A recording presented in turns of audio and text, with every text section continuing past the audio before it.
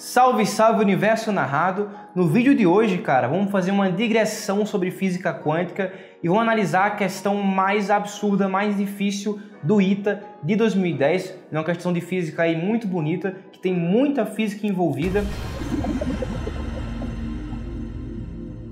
Vamos ver então a respeito do átomo de Bohr e a dualidade onda-partícula, cara, que é uma coisa que está no coração da física quântica.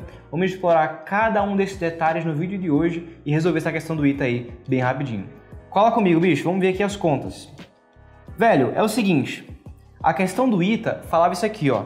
Obtenha uma expressão para as energias das órbitas do modelo de Bohr do átomo de hidrogênio, usando a condição de que o comprimento da circunferência de uma órbita do elétron ao redor do próton seja igual a um número inteiro de comprimentos de onda de de Broglie do elétron, tá? Essa que era o enunciado aí da questão. Aí vamos ver então, né? Tem esse contexto aqui e tal. Vamos relembrar o que é esse átomo aí de Bohr. Foi desenvolvido aí no ano de 1913, né? Tem mais de 100 anos aí já, bicho. O contexto era o seguinte, cara, a gente tem aqui essa eletrosfera, né, onde ficam os elétrons. No caso aí do átomo de Bohr, a gente só tem um elétron, ele modela aí o átomo de hidrogênio, né, que é um átomo que só tem um elétron, um próton. E qual que era a hipótese aí? Era que essas órbitas que os elétrons descreviam eram órbitas com energia discretizada, né? Por que ele impôs isso daí?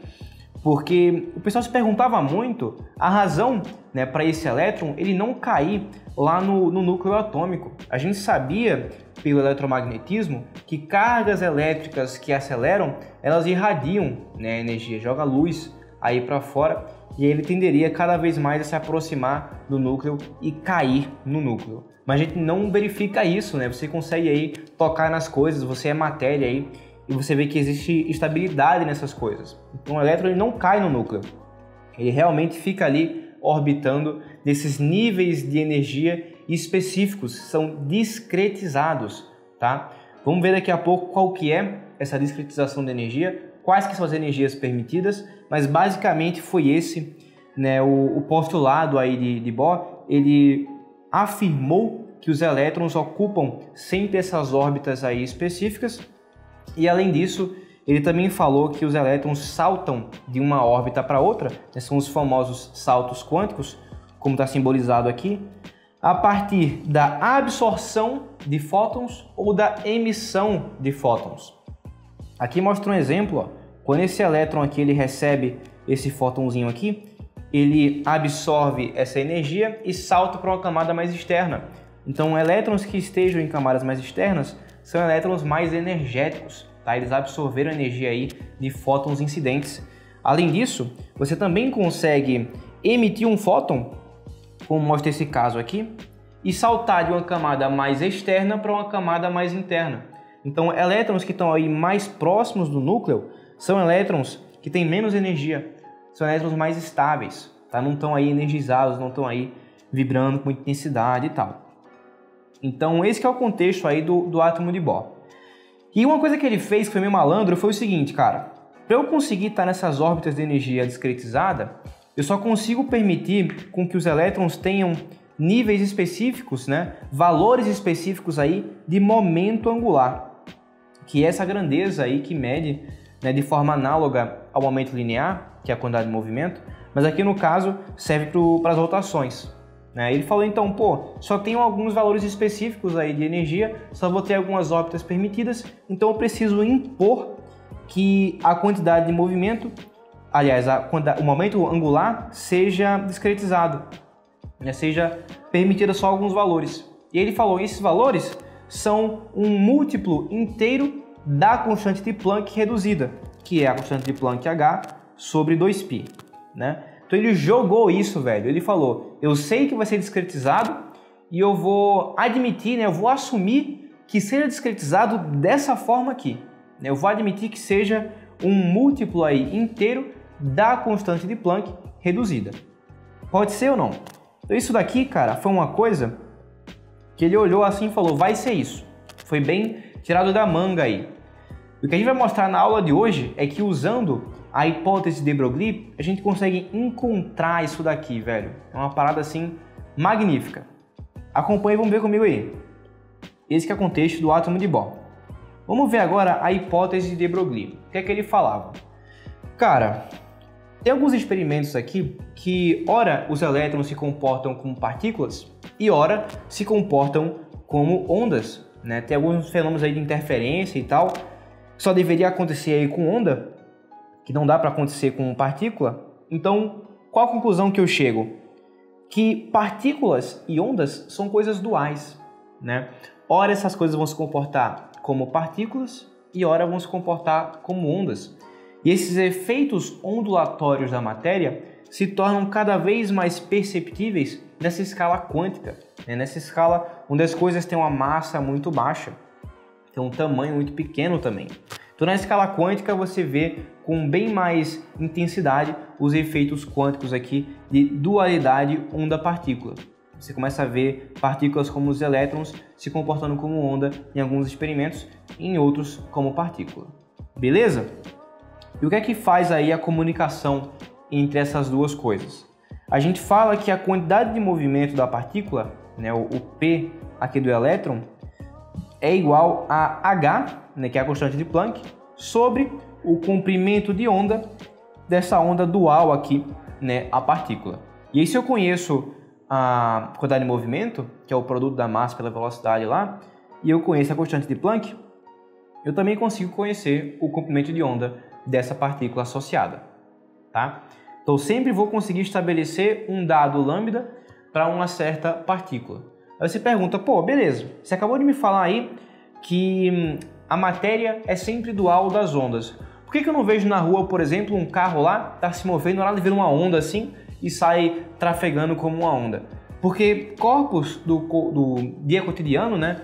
Corpos que têm essa massa muito grande aí, essas velocidades muito baixas aí, vão ter uma onda associada com um comprimento de onda muito pequeno, né? Praticamente imperceptível. Você não consegue perceber esses efeitos nessa escala que a gente está.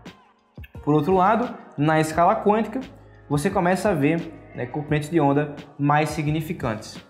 Pode ser ou não, mas a dualidade ela existe. O de Broglie comentou sobre essas coisas aqui lá por 1924. Já tem um tempinho aí também, já tem mais de 100 anos. Ok. Vamos então olhar o que é essa implicação da hipótese de Broglie. O elétron ele possui como dual uma onda estacionária. Porque pensa assim, cara, olha que insano. Se a gente sabe que ora o elétron se comporta como partícula e ora ele se comporta como onda, nada mais justo que, já que ele ocupa uma órbita ali fixa, ou no máximo outras órbitas quando ele faz saltos, para ter uma coisa estável, eu preciso que exista aí uma onda estacionária, né, como dual do elétron. Não pode ser uma onda qualquer, que pode sair trafegando por aí, porque o elétron está ali. O elétron está ali naquela região. A gente sabe que ele está orbitando o núcleo atômico. Então não pode ter uma onda aí que sai trafegando por qualquer lugar. A gente precisa de uma onda que é estacionária, que fica naquela região ali. E se eu quero uma coisa estável, eu quero uma onda estacionária para ser a dual do elétron, eu só posso permitir, né, alguns comprimentos de onda. Eu tenho que impor que esse perímetro, né, da circunferência que define a órbita do elétron seja um múltiplo inteiro aí de comprimentos de onda. Porque pensa assim, se eu sei que tem ali uma onda estacionária, né, para ser dual do elétron, eu preciso ter uma onda inteira. Não faz sentido eu ter só parte da onda, né? Chega um momento que a onda quebra, né? Não faz sentido. Para ter estabilidade, eu preciso que esse comprimento inteiro da órbita do elétron seja caracterizado por algum múltiplo aí inteiro também de comprimentos de onda, né? De comprimentos da onda associada, né, ao meu elétron. Então essa hipótese aqui, ela é muito mais razoável do que só jogar, né, o L lá que o Bohr jogou. Falar que isso daqui ia ser igual a um múltiplo da constante de Planck reduzida de forma jogada. Aqui não. A partir dessa hipótese, a gente consegue mostrar que o momento angular ele é discretizado daquela forma. Vamos ver então como é que faz isso daí, ó.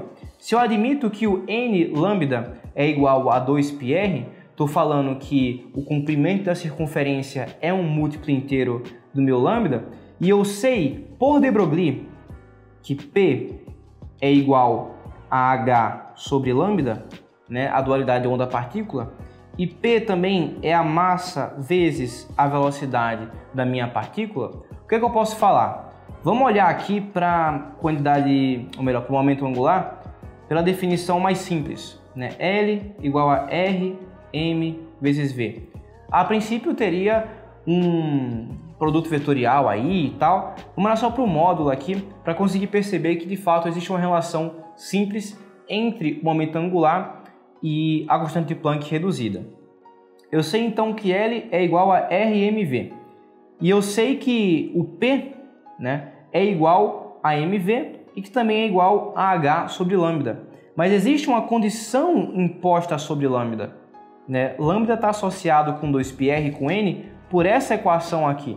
Então eu posso substituir isso aqui e usar do fato que L é igual a RMV, né? Mesma coisa que R vezes P, porque P é igual a MV.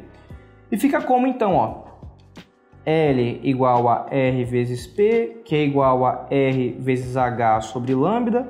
Só que quem que é lambda? Lambda é 2πr dividido aqui por n. Se lambda é 2πr por n, então 1 sobre lambda, que é o que está aqui, vai ser 2πr embaixo e o n em cima. É só tirar o inverso, né? Em vez de 2πr sobre n, eu escrevo r, ou melhor, 2πr sobre n, eu escrevo n sobre 2πr. Só pegar o inverso aí do lambda. E aí eu cancelo esses r's aqui. Tem um h que está aqui, né, que eu escrever.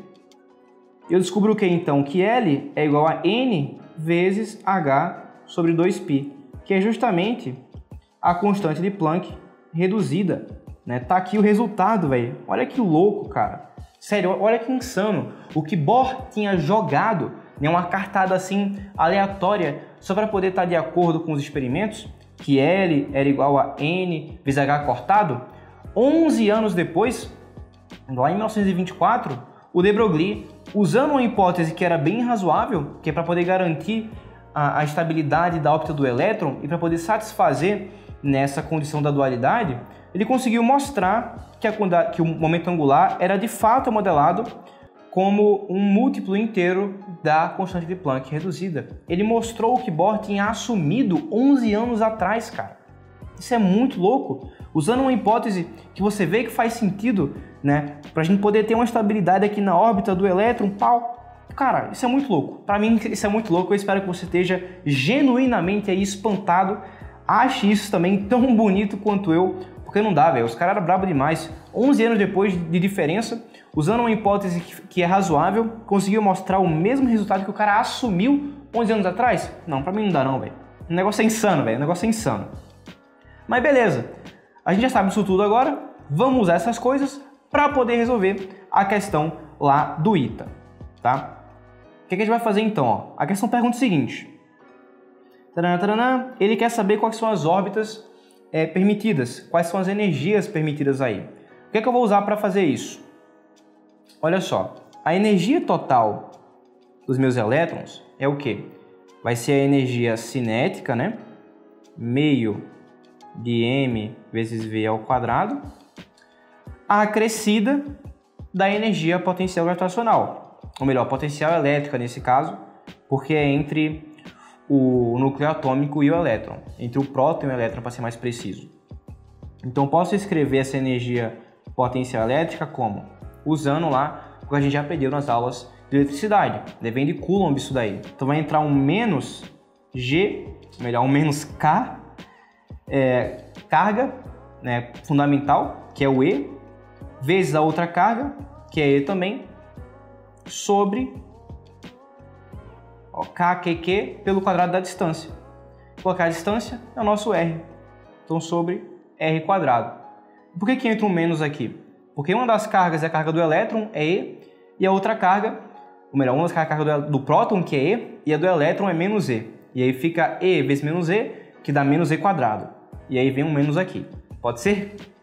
Eu fiz um vídeo agora há pouco sobre gravitação E eu usei, né, o G lá, o Mzão, o Mzinho, e aí fico pensando naquilo o tempo todo, são muito parecidas, a lei de Coulomb e a lei da gravitação universal, né? Mas enfim, vamos continuar fazendo a conta, ó. Qual que é a restrição que vai ser imposta sobre m vezes v quadrado aqui? Lembra que o nosso L, que é o momento angular, ele é igual a RmV. Então, se L é igual a RmV, o que eu posso falar? Que L ao quadrado é igual a m ao quadrado, v ao quadrado, r ao quadrado. Então, L ao quadrado sobre, vamos colocar aqui um r ao quadrado, vamos colocar um 2 aqui embaixo e também uma massa. Vai ficar meio de mv ao quadrado.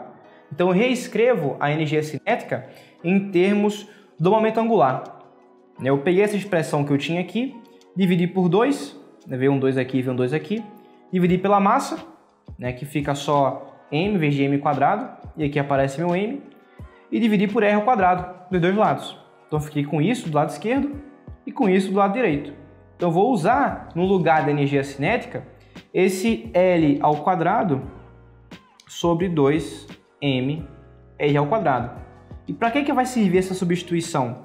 Porque eu tenho uma quantização do momento angular. Eu vou usar aqui o fato de que L é igual a NH cortado, né? Para poder englobar justamente as energias que são permitidas. Olha como uma coisa se comunica com a outra. O negócio é muito lindo, velho. Isso é louco. Vai ficar então aqui, ó, K, que é a constante do meio. Eu posso escrever como sendo 1 sobre 4πε0, uma outra forma aí para o K. E aqui eu tenho R ao quadrado. Beleza? Vai ficar aqui então, ó, L ao quadrado, que eu sei que é NH cortado. Então, N ao quadrado, H cortado ao quadrado, sobre 4mR ao quadrado. E aqui eu tenho, repetindo, E quadrado sobre 4πε0 R ao quadrado. Tá? Só que quem que é o H cortado? É H sobre 2π. Então, eu vou escrever isso aqui, ó. Vai ficar N ao quadrado. No lugar de H cortado, eu vou colocar o H. Também fica ao quadrado. E o 2π vai ficar ao quadrado também. 2π ao quadrado dá 4π ao quadrado. Então, aparece aqui embaixo um fator de 4π ao quadrado extra. Então, 4 vezes 4 dá 16 aí. Então, 16π ao quadrado, m r ao quadrado, menos e sobre 4π ε0 r ao quadrado. Tem um fator aqui a mais que eu usei, né? Porque eu vou trocar toda a energia cinética por esse cara aqui. Então não precisa desse meio aqui, tá? Posso até apagar ele para a conta poder bater. Tá? Lembra que eu troquei toda a energia cinética, todo o meio de mv ao quadrado, por esse fator aqui. Então não preciso desse outro meio que estava aparecendo aqui antes. Eu vou apagar ele daqui também. Aqui é só o 2. E aqui fica 8, então, em vez de 16. Tá? E aí bate lá com o nosso gabarito, lá do ITA. Essa aqui é a resposta. Essas que são as energias permitidas para a órbita do elétron, considerando a hipótese de de Broglie, né? Considerando aí o átomo de Bohr, que é um átomo que só tem um elétron e um próton. Tá? Tá embutida aqui, então, a hipótese da quantização do momento angular. Cara, isso aqui, pelo amor de Deus, cara, isso é muito lindo. Você tem que sair daqui espantado. Você tem que sair daqui mandando esse vídeo pra todo mundo aí. Olha que negócio louco, esse cara mostrou que tal coisa de física quântica, que faz sentido, não sei o quê. Cara, manda pra todo mundo, dá um tapão aí nesse gostei, se inscreve no canal e eu espero de verdade que você saia daqui engrandecido intelectualmente em comparação com quando você entrou.